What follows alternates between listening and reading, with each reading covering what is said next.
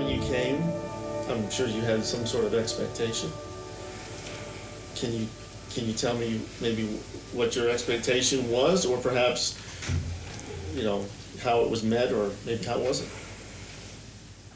It's a tricky question. I tried not to come in with expectations, but also how can you not sort of try to figure out what it's going to be like before you experience it? I think I anticipated the pace to be a lot faster and a lot more intense, but it's been intense in a very different way, because there are days where we just work in the clinic and it's family practice stuff or this or that, but then there's days where you sit and you're hearing the bombs fall and you're waiting for a patient, and that, if you've experienced it before, that dread of, okay, what's coming, and if you haven't experienced that before, if it's your first time, sitting there and saying, okay, what's coming, but without that base foundational knowledge of like what could be coming through the door at any minute. The first day that we had trauma,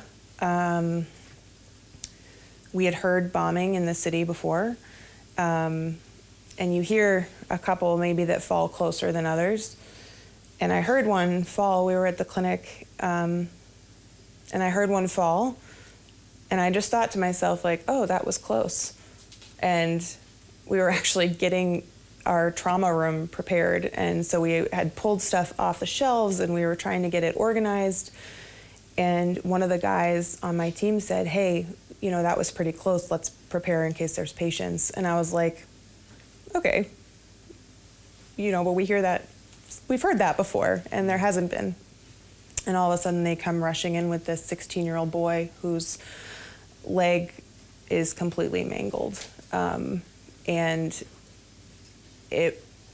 I've worked in emergency medicine before, and it wasn't necessarily the sight of his leg, although that was traumatizing. But I think it was realizing I heard that bomb fall, and this is what it did. And connecting those two things, that shook my mindset a lot. This is an incredibly unique place for the Lord to stretch and grow you. And I feel like here I have learned both who I am to him and who he is to me in a way that I never dreamed that I would, and I'm still learning that in a lot of ways, but my identity in him, and when everything else seems foreign or traumatizing or anxiety-inducing or whatever adjective you want to throw in there, realizing that he is steadfast and reliable and loving and kind.